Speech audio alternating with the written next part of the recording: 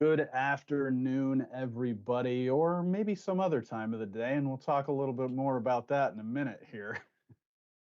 Welcome to another Geo-Institute live stream. You have found it on the Geo-Institute YouTube channel. 6 times a year, we put out this great magazine called GeoStrata, and 6 times a year, we go behind the articles.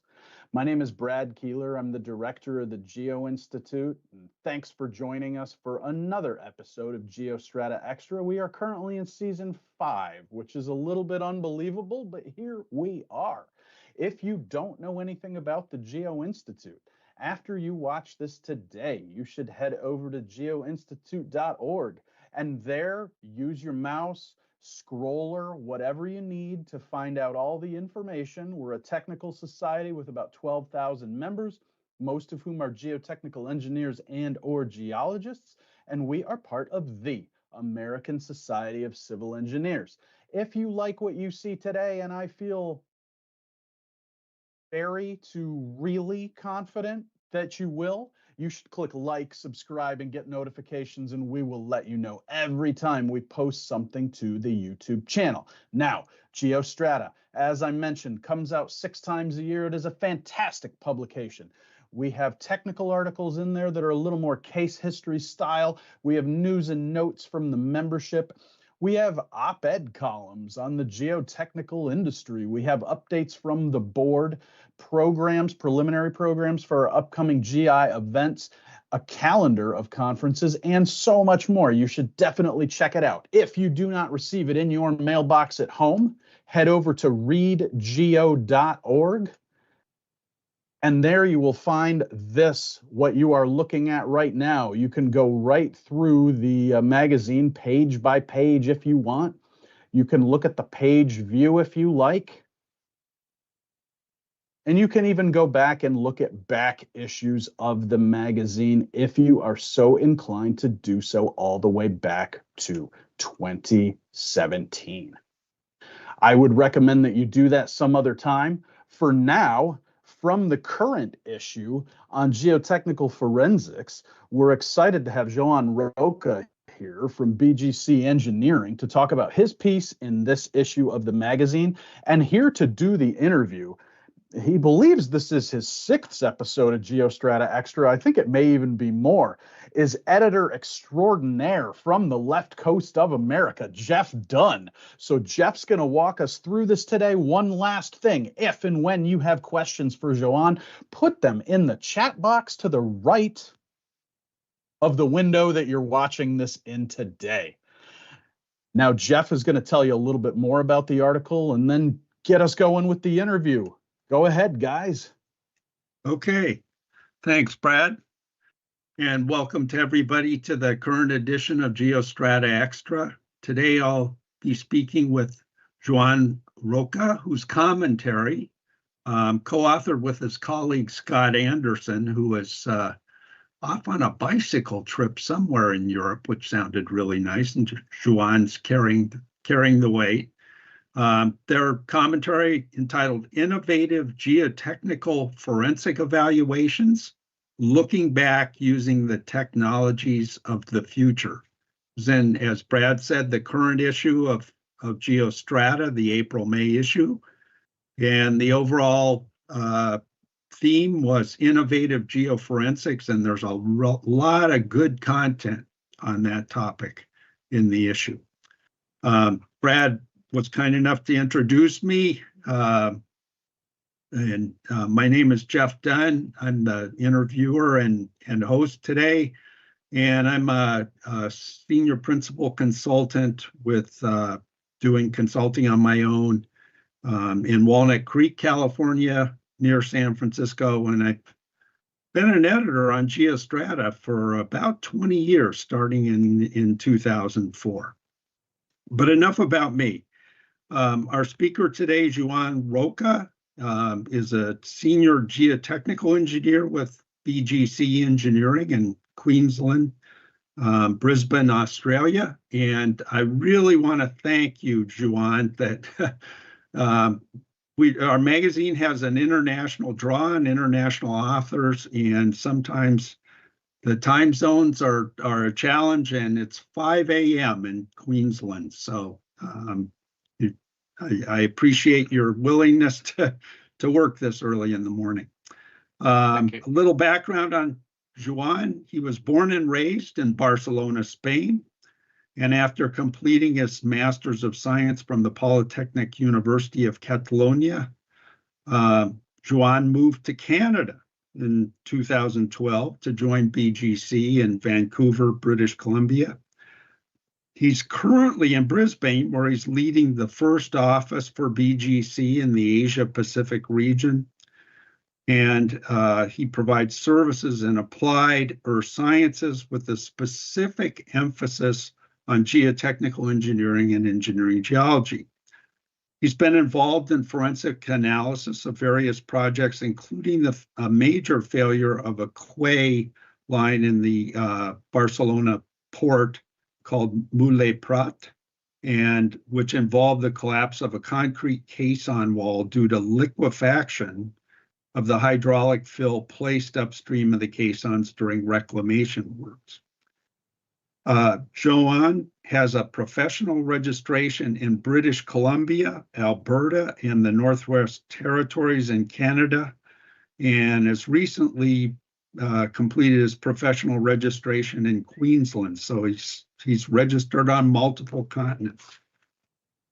So with that introduction to our interviewee today, just a few introduction comments. Kind of tying into the commentary that we'll be talking more about. When geotechnical failures occur, and of course they can be failures of structures and so on, but that have a geotechnical component or may have a geotechnical component, forensic analyses usually end up requiring interdisciplinary forensic engineering. It's rare that things fall to just one area of expertise. The forensic team looks at the information available. They try and ascertain facts versus what is just speculation and develop expert opinions. Then comes a real key area of presenting their findings in a logical manner. So particularly non-experts, non-technical people can comprehend and employ equitable judgment. And we'll get into some ways to do that and that Joan's been involved with that can be very successful. While there are many well-documented examples of successful geoforensic assessments, there are also a number of examples of problems caused by gaps in the data management challenges, or forensic engineers with insufficient knowledge of the processes involved in the failure who are, rather than coming up with facts, maybe speculating a little bit. But now we live in what almost it seems like it's becoming an archaic term, but the information age, where at our fingertips we have rapidly advancing abilities in tools and techniques to collect and process data efficiently, and thus have more time and resources to assess the data and develop findings. While site visits may always be desirable, I've always found that just seeing things in the real world is really, really important and informative. Remote sensing techniques and the way we can use those can allow for almost immediate access to failure sites in a manner that I think comes darn close to actual site visits. During the interview, if you have any questions for Joan, please, as Brad mentioned, put them in the chat and for the video feed, and we'll do our best to address them as time allows, either during the presentation or at the end. So with that, welcome, Joan, to GeoStrata Extra, and again, thank you for getting up. Hope your coffee was strong this morning. Strong enough. Thank you very much. Absolute pleasure to be here. Great. So let's go ahead and start into the questions and follow on your commentary, expansion on your commentary written with Scott Anderson. Your commentary starts off with a discussion of advances in data collection and how important it is to mobilize information gathering tools as soon as possible after a failure to lessen impacts of data perishability, as you mentioned.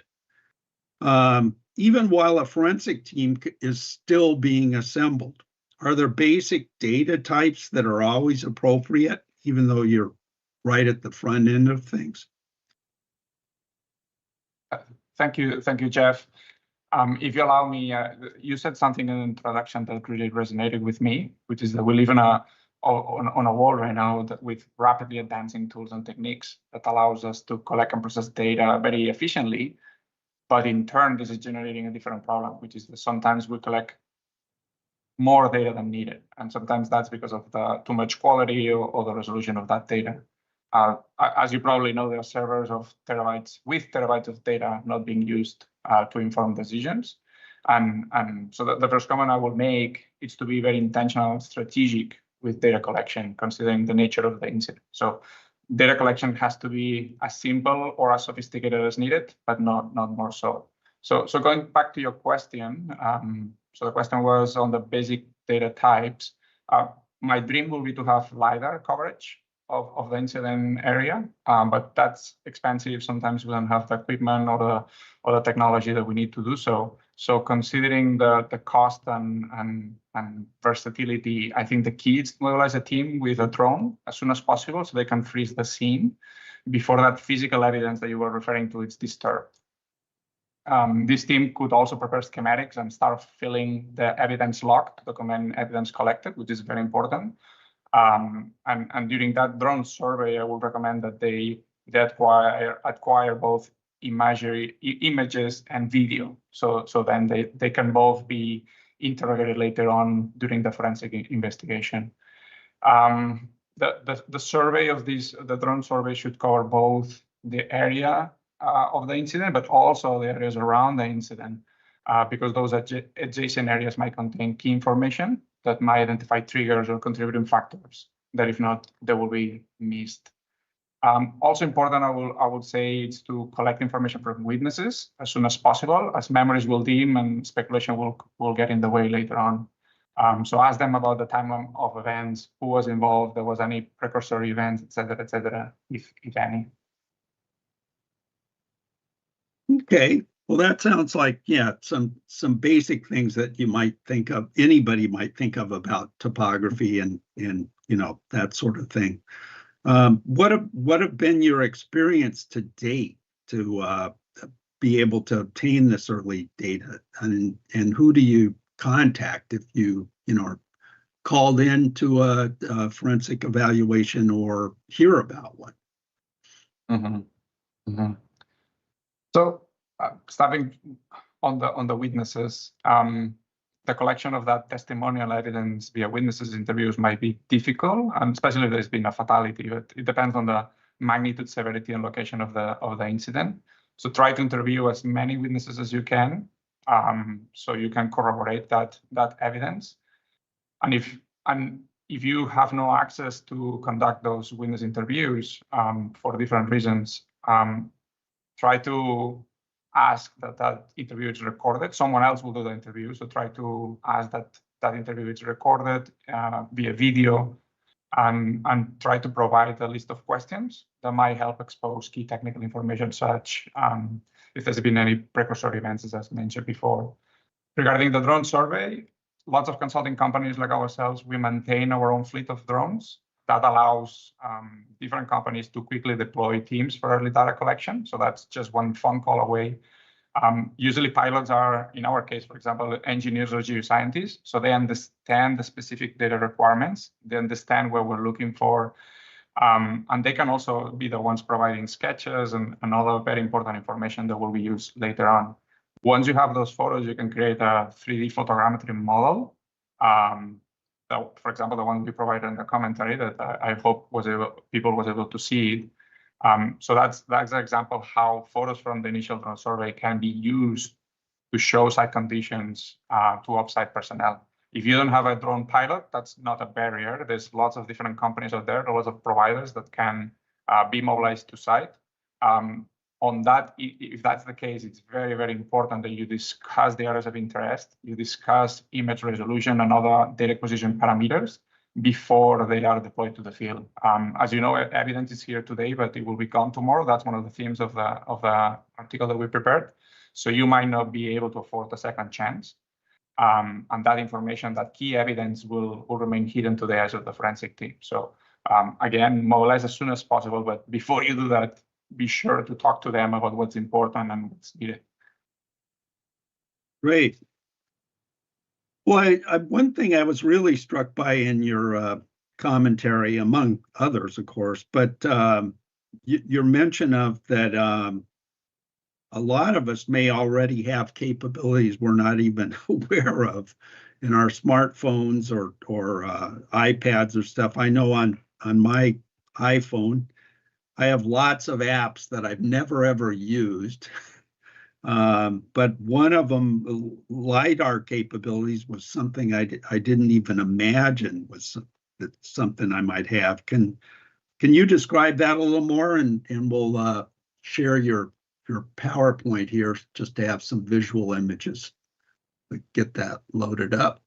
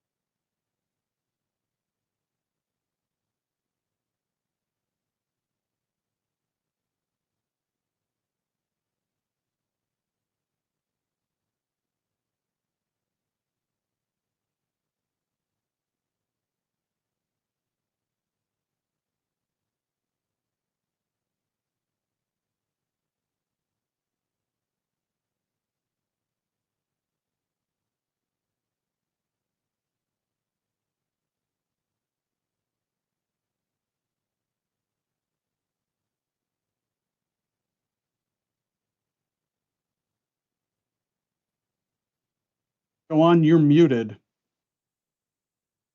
Sorry for that. That's okay. iPhone and iPad Pro's model have included this LiDAR scanner since late 2020. So you can go to the store today and buy one and start using it right away. But before you do that, please check your pocket, because chances are that you already have it. It operates using infrared light, and it has an approximate range of 5 meters. Using free software, there's lots of different apps out there that you can use. They are all available online, so anyone with minimal training can create a 3D scan of an area of interest in a matter of minutes, and then share it with anywhere in the world. If the visuals are up, on the left you will see the current practice, which is someone going to the field and snapping a photo of in this case is a little bit of a test pit. They will send you the photo. They'll probably give you some information if they're looking east, north, the dimensions of it. On the right, this is the new practice. You will see a keen engineer and an iPad Pro. They can scan that test pit. They do it in less than 2 minutes. And then they can send it to anyone. And in this case, on the right, you can see me looking at that 3D test pit in my office. And that's a 3D model, so I can rotate it, I can take measurements, et cetera, et cetera. So how it works, you just, I use an app called Clirio. It's the one that I've tested the most and that I like the most. And the first time I saw it, I almost fell from my chair. So I just press a button, I move around, I move my iPhone parallel to the surface of interest until you cover it all. And then you press the button again, and the 3D mesh is created after you press the button. At the same time, you're collecting the scan, the iPhone or iPad is collecting photos, and then those photos are draped on top of the 3D mesh to create the final textured model, which is what you see on the screen. I've made models of test pits, rock outcrops, construction equipment, you name it. The only thing I would say is, considering the processing power and data storage limitations of a phone, I will not try to scan an area larger than 100 meters by 100 meters or so, as the phone might collapse. And of course, it has a lower resolution than server-grade equipment. So I will use it for discussion purpose. So as always, right, the right tool for the right job. So it's a great tool to document things in the field for discussion purposes. And I do really think it's a game-changing tool. I'm surprised it's not more broadly utilized. And all my project teams go to the field with an iPad with these capabilities, so we can document test bits. Well, great. I noticed in the commentary, and I'm not sure how much I'm gonna be using that application, but boy, it's knowing that those kind of tools are so readily available is incredible.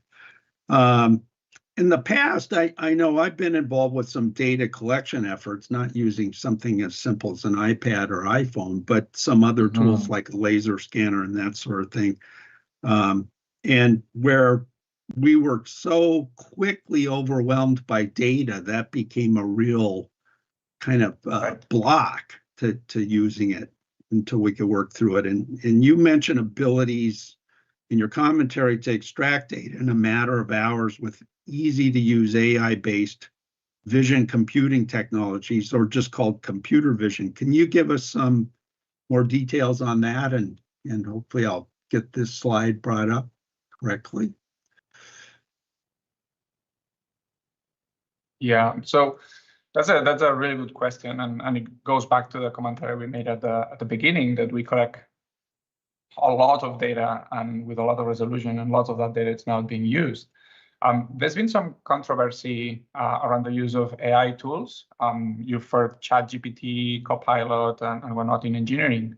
And I think it's our duty and our obligation as professional engineers to keep an eye on those new technologies, and that can be utilized to inform decisions, and then use our professional judgment, of course. And unfortunately, the noise of these tools have kind of overshadowed all the fantastic tools like computer vision. I think you have the visuals on the screen. Computer vision, so AI in general, but especially computer vision, has allowed the shift from rule-based pixel-to-pixel image comparison, which was great, and that's the old practice, to what you see in the screen right now, which is image classifications. On the left, like, is this a dog? To object detection. So what is present and where in that image. Then you have image segmentation. So you can create a pixel level mask of what's in that picture or on that image. And then the last one, which will be semantic segmentation, how every pixel can be classified. You have an example at the bottom, a great example I saw the other day on LinkedIn that's showing, I think it's sand or materials from the Torres Pine State Beach. And you can see how that's been utilized to identify all the different materials and the dimensions of those particles. So these AI tools, they don't learn using logic, so you don't need to give them instructions. So they learn by example, and you can train them by feeding the model with examples that you're looking for, and then providing examples of poor performance. So telling them where they can improve. Once the model is trained, then you run your data. So the example we provide on the commentary suggests that computer vision can be used to expedite the processing of drill hole televiewer images. That's a survey tool that you put downhole, and it collects an image of your core, of the outside of the drill hole. And we use it to estimate the orientation, frequency, and geometry of discontinuities that cut through that rock mass. Traditionally, that televiewer survey, it's processed using computers with someone manually clicking several times at each discontinuity that you will observe on that image, trying to get the best fit orientation. And you do that hundreds of times because there's lots of these discontinuities. And so, as you can imagine, it's not fun and time-consuming, but very important task that we have to do, because that informs the rock mass fabric. With computer vision, we feed a set of training images showing how a discontinuity looks like with some labels.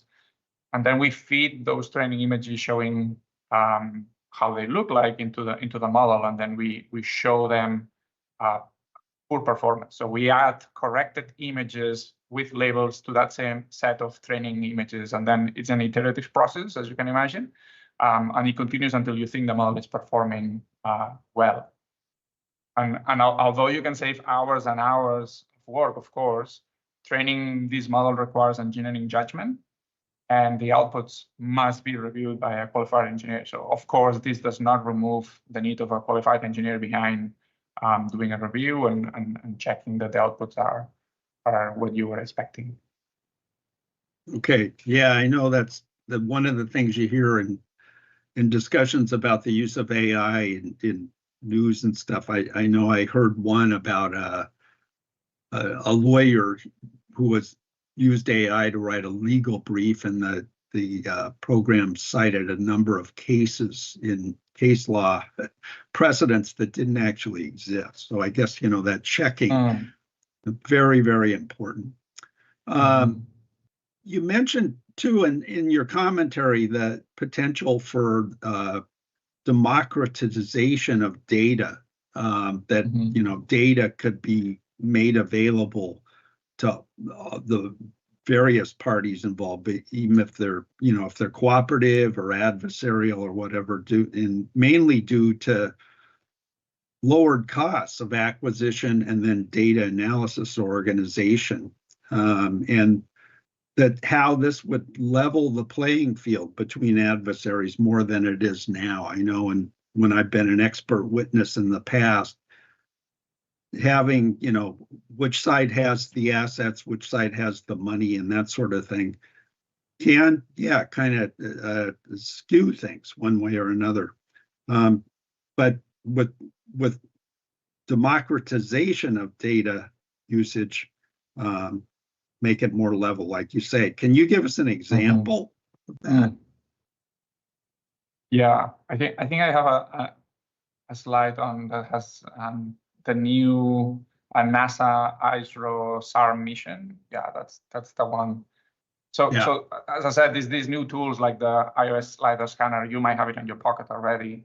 Those small drones that I was talking about, they're about, let's say you have great drones under $3,000. And then there's lots of open source free models out there that you can use, like the computer vision that we just talked. So all those things and lots of others that we don't have time to mention have completely changed data acquisition and organization for sure. So the one you see on the screen to me is one of the most exciting ones. This is NISAR. It's a new satellite that's going to be launched. I think they've been waiting for a rocket to launch it for some time now. So sometime this year it's going to be launched. It's a combined effort between NASA and ISRO.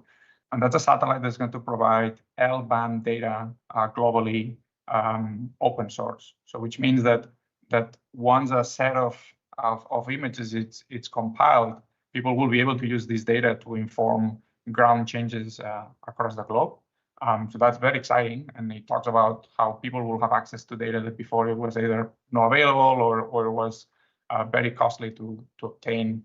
On the right, at the right of the image, I also put a screenshot of the Alaska Satellite Facility website. That website contains lots of good data tools and even links to external sources where you can get open source free data tools and softwares that you can use to process data. So just some examples of great things that are out there that people can start using and will help. But again, great power comes with a great responsibility, right? Like it's a double-edged sword. So it's using that data effectively and using your judgment, which will be key. Obviously, yeah. But yeah, that potential for data acquisition, just incredible how it's increasing. In the second part of your commentary, you talked about data integration and communication. And when I read the commentary, that word communication grabbed my attention because it's such a key part of our geotechnical practice and earth sciences practice, and particularly in forensics. And technical communicating technical information to non-technical people, including the public or government officials, attorneys, etc., that's a challenge. I mean, we have our own vernacular and so on. And I remember one expert witness project I worked on where I was asked to explain just a simple compaction curve to somebody who knew nothing about compaction of soils. And it was just really had to get down to basics. But can you describe to us how some of the new immersive visualization tools can be used to actively engage various parties? I mean, something that, rather than a 2D representation gives you a lot more capability. For sure. So, as you alluded, work not communicated effectively, it's work not done. And that applies to forensic cases, applies to engineering, applies to lots of different things that we're doing. Great work that people are doing out there and the communities and clients want to know. Communicating those complex 3D data sets is difficult, as we all have different backgrounds and skill levels. I think perfect. That's a slide that we can use a little bit as to guide the discussion. So usually we show this complex 3D data as a 2D drawing image or an animation. So we simplify the 3D data on a set of pre-selected or designed images that's been preselected by an individual, which is, I will call it the driver. So on this slide deck, you can see what I think is needed to support discussions. So you need the technology that allows you to show data, not tell people. We engineers who are biased by data, we are very good at telling people what they need to see, and we select the data for them to see what we want them to see, but we're not good at showing all the data so they can inform their own opinions on it. So show, not tell, then the right level of sophistication, I said it before, it needs to be as complex as needed or as simple as needed, but not more so. Immersive, as you very well said, you need to be able to walk freely around that data or through that data if you want and find the perspective that's more advantageous to you, which goes back to that comment of you driving your own experience rather than having someone, the driver and a set of passengers. No size limit. So we liberate that 3D model from your screen, and then we put it in the middle of a room and we make it as big or as small as we have to. So we can put a whole truck at full scale on a gym for people to understand the scale of things, and of course that changes perception of a potential problem. And then all data together. So you need to console many data sources and look at them simultaneously.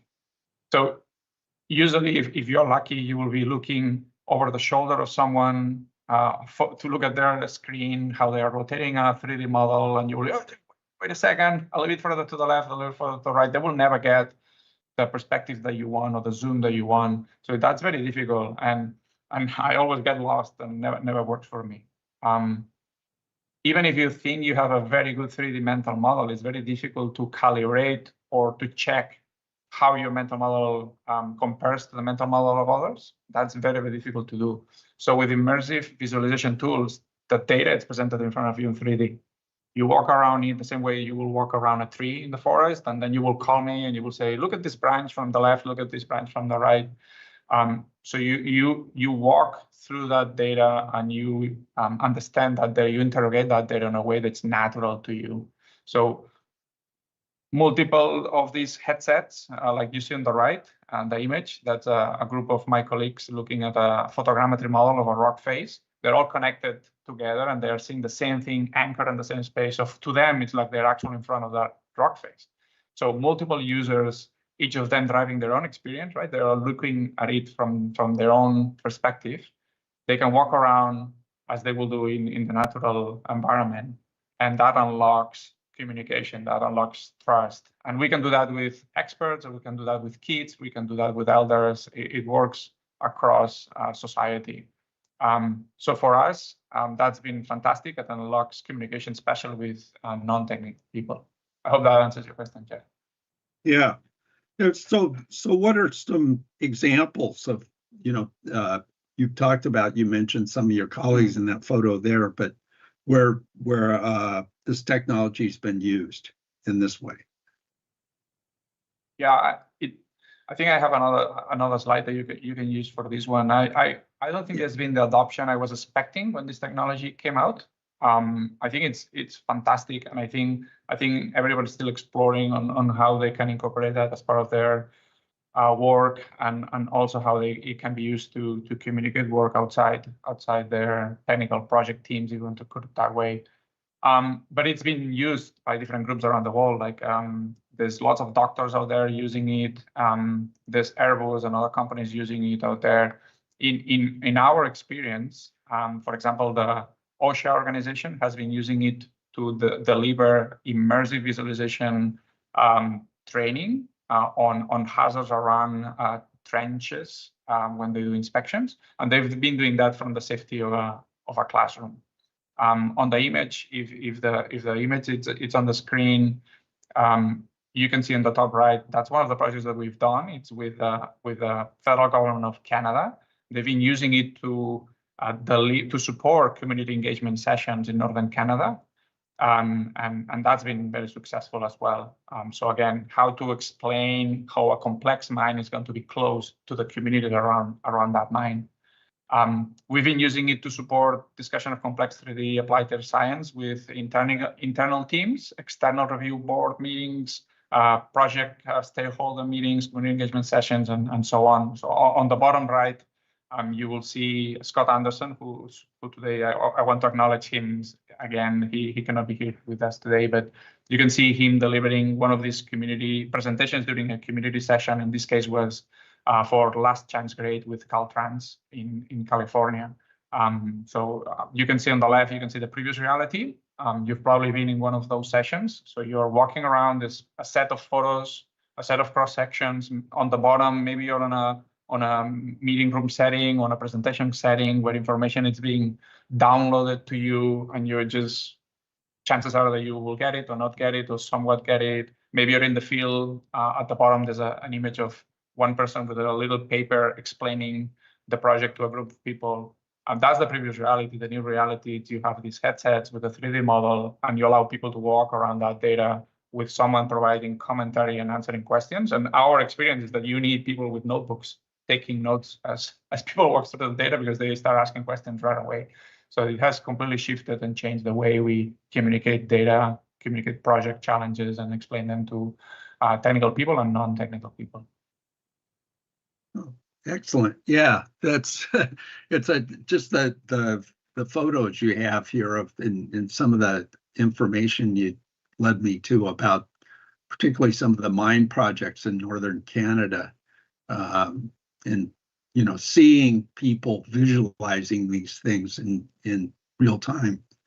What do you need to get started to do this?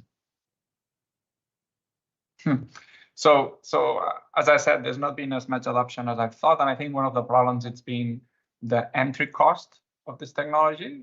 So the one we use, it's called HoloLens by Microsoft. There's others out there that you can also use. They all have a pretty expensive. They are pretty expensive. So I think that's been one of the barriers. The other barrier, it's been people having the perception that's very difficult to do, which is not the case. Like we all work already in 3D. We already create those 3D models. So having those 3D models then displayed on the device, it's easier than people will think. On the screen, you see the mixed reality spectrum. This is my interpretation of the mixed reality spectrum, because there's a lot of discussion out there. I've heard different terms, different people talking about different things. So I provided you this slide so I could talk about that for a second. On the left, you can see an olive tree, physical world. On the right, on the other side of the spectrum, you can see that same tree, but a digital representation of that same tree. In between, there's lots of different things. We've all seen augmented reality, which with your phone, through the screen of your phone, you can augment reality with a 3D model, but you're still seeing it on a 2D screen. So you're still seeing it as a 2D representation of that object. So the photo on the top, it's me. I'm holding a cube that has a QR code, and then through my phone or through my iPad, I can rotate that cube. And then it has, in this case, it's a fossil, it's a trilobite. So I have the feeling that I'm rotating that object, but it's still looking through to the screen. Then we move towards the right, and we have the HoloLens 2, which is the one we use, extended reality. So you blend the real world with digital objects. Your brain forgets that those digital objects, those holograms, your brain forgets that are not real, and you think they are real objects anchored in your space, and you walk around them. And then towards the digital world, the virtual reality, in a way, you jump into the digital world, and they're fantastic. And you can have very powerful experiences, especially for training, one personal training. They are very good devices. There's the new device that's disrupting everything. It's called the Vision Pro by Apple. It's available in the United States, I think, only right now. We recently purchased 2 of those, and we are testing them, and so far it's been a game changer. Like they're a virtual reality headset, in the sense that you cannot see the world, and that's what gets a lot of people the feeling that it's not a natural experience and some nausea. But they have high resolution cameras and a very high resolution display inside. So what they do, they are filming the outside wall at the same time you're looking at it, and they project that outside wall. That's called pass-through. So you have the feeling that you're actually looking at the real world. So they are able to provide this mixed reality experience of blending the real world with digital objects. And apparently it's so vivid that you actually think you're seeing a true 3D model in front of you, thinking that's a real object. So the key to me is to find the right tool for the right job.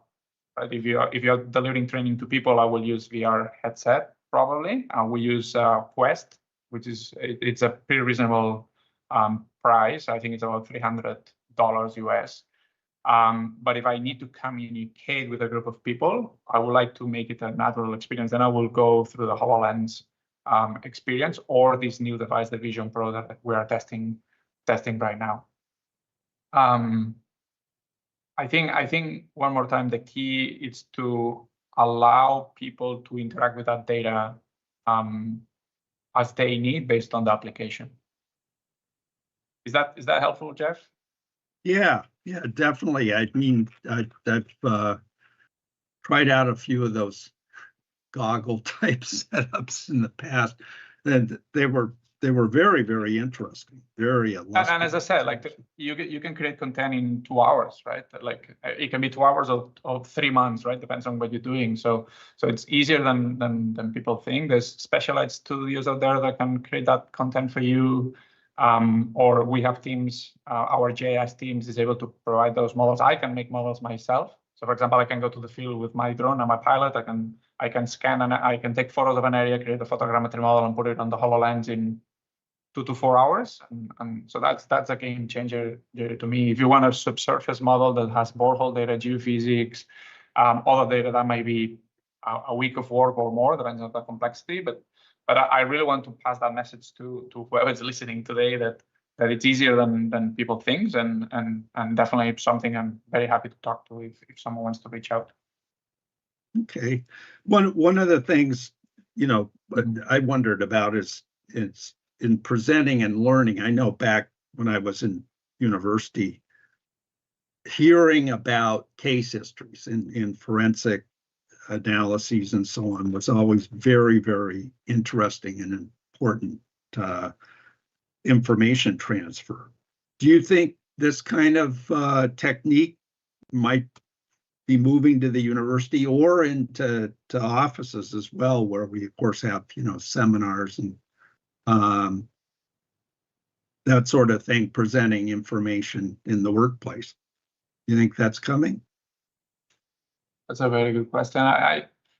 One of the barriers, so in general, I don't think we have enough case studies out there. I don't think we do a good job at documenting those failures publicly so we can all learn from them. And as you know, lots of cases is because of confidentiality reasons, limitations, because it's a court case, et cetera, et cetera. So I will encourage anyone to push for data to be published on a way that we can all learn from it.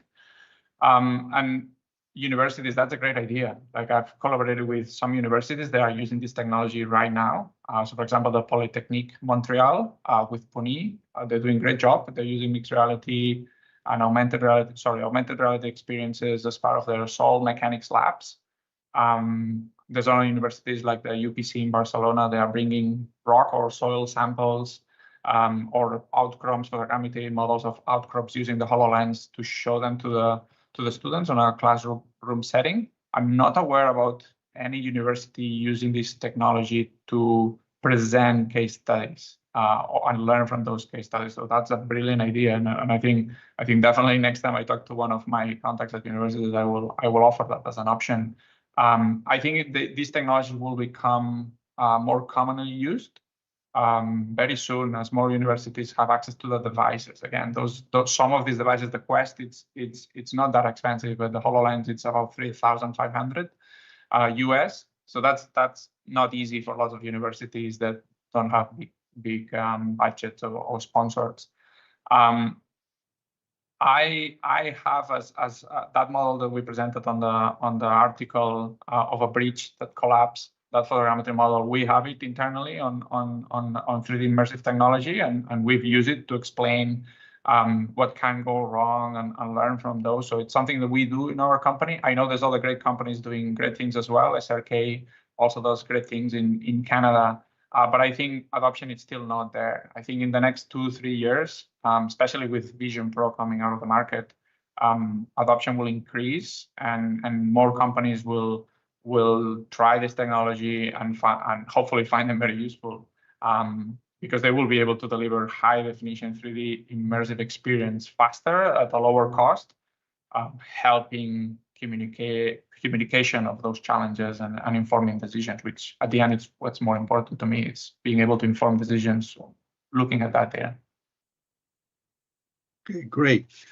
Well, we've had, want to remind everybody listening in, if you have any questions, please enter those in the chat, and looks like we've got some time to get to a few of those that have come in already. So go ahead and type away, and we'll try and tackle them. The questions we've got now, Joan, relate to the photographic model or photogrammetric modeling, not photographs, used for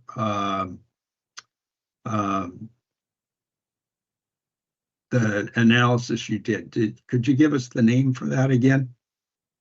Yeah, for sure. I will put it here in the chat, see if people can see it as well. So I use a software. It's an app. You can go on Apple Store and download it today to your phone. It's called Clirio. They are also a studio. So they have this app that allows you to scan and send it to a HoloLens device, for example. I think they also support Quest, virtual reality, and they're a studio. By what I mean by that is that they can also provide immersive 3D visualizations or experiences for people interested. There's other companies out there that can do it, but it's called Clirio. That's CLIRIO. Great. Okay. Hopefully the persons that asked that question. But again, it's not a photogrammetry. It's not a photogrammetry software. What it is, it's an app that allows. It's an app that collects that infrared, that collects the data from that sensor on the iPad, and then it generates the 3D mesh, and then it collects those photos that the iPad or iPhone is also taking, and then it drips it on top, and it generates a texture 3D image. But it's not a photogrammetry software. Okay. Yeah. Got it. Okay. Any haven't had any other questions come in, so I think we must have covered a whole lot of stuff here. Satisfied. Anything else you'd like to add, Joan, before we wrap up? I will add reinforce again the concept of evidence here today and gone tomorrow, right? Like, I think lots of the events that we will be involved, for example, a failure of a tailings dam, for example, right? There's the initial event, and then there's subsequent flows or rain events afterwards and such. They will start altering and changing the terrain. They will start masking some of the key evidence that will be very important later on. There was a very recent failure that was captured by live with a phone a person was capturing. That's priceless, right? Like so one more time, very important, because sometimes people is waiting for the forensic team to be established before they mobilized and they know what they want to collect. So I think reinforcing the need of as soon as possible mobilizing a team to the field to start collecting data before that data or that evidence gets masked or buried or disturbed on any way. For example, lots of times there's a new road that needs to be open for access for rescue purposes or to provide access to a community, and excavators comes in, and there you go. There's lots of evidence that gets disturbed as well. So one more time, it's important to mobilize as soon as we can teams to the field. Yeah, that was one of the things that immediately jumped into my head reading your commentary is, you know, if there is injury, loss of life, you know, impact to infrastructure that can be mitigated quickly to you know, lessen the impact, that then the evidence is changed or gone or whatever, but that just the ability to get there quickly, just that really struck me. And even if, you know, if it's remote, in a more remote area, that the ability to get there with drones and pick up data, very powerful tools. Okay. And then the other one will be the witnesses, right? Just to finish with that, the witnesses. Like I was on a project where there was a fatality, and I was not allowed to interview witnesses, and that changed completely. If I compare that project with other ones where I was able to interview witness and get very valuable information, getting that firsthand, it's key. And unfortunately, in that case, the right questions were not asked because the focus was somewhere else. As you can imagine, the focus was about the fatality and things around the fatality, not as much in the geotechnics behind it. So one more time, if you are not able to interview, make sure you can pass a list of what for you are the key questions that should be asked, because again, memory later on fails and dims, and then people start stalking and speculation gets in the way later on. So it's very important that you can access those witnesses, or you can pass those questions to the people asking the questions for the interviews. Yeah, great. Well, I think that we're coming up on about an hour, and Joan, I want to thank you as one of the co-authors of this commentary and discussing it further and giving us a lot more background information on the tools and so on, and techniques available to us, and particularly for your willingness to get up early. And thank you to all the attendees that were with us today for this GEOSTRATA Extra session. And as you know, these are archived and presented on the Geo-Institute YouTube section. So if there's anything you wanted to look at again, or if you have any colleagues who missed the live session for whatever reason they wanted to look at, it's available to them as well. So thank you again, Joan, and appreciate it and enjoyed talking with you today. So turn it back over to you, Brad. This was great. Great job, Joan. Great job, Jeff. And thank you to our viewers, especially the people who ask questions. That's what makes these sessions interactive. We really appreciate it. I think we probably set a record today for the earliest someone has gotten up to do one of these live streams. I'm not sure we've had anybody else. Oh, that's not true. I had Sergei Terzaghi do Terzaghi Day, and he did that at like 4 in the morning, I think. So that he might have had you beat by an hour, Joan, but it's still pretty dang early. But thanks for doing this, guys. And for our viewers, again, you can read the current and about 7 years worth of back issues of GeoStrata at readgeo.com. I may have misspoken earlier on when I said that. If you want to get the print copy in the mail and hold it in your hands, you have to become a member of the Geo-Institute, and you can do that at geoinstitute.org or ASCE.org. I can say from the bottom of my heart, we would love to have all of you as members if you are so inclined. Again, if you liked what you saw today and you're here at the end, so you probably did, click like, subscribe, and get notifications, and we'll let you know every time we post something to the YouTube channel. Our next live stream is just 5 days away, so if you get excited about these things, you probably won't sleep much between now and then. It's the third part of a 3-part series with McAfee on rockfall mitigation products. You will want to be here for that. You can sign up at our Eventbrite page if you're into that kind of thing. But for now, I'll say thanks, Joan, and thanks, Jeff, again. You guys did a great job today, as always. Our producer today was Matt Roberts, and we will see everybody next week. Thank you. Thanks, Brad.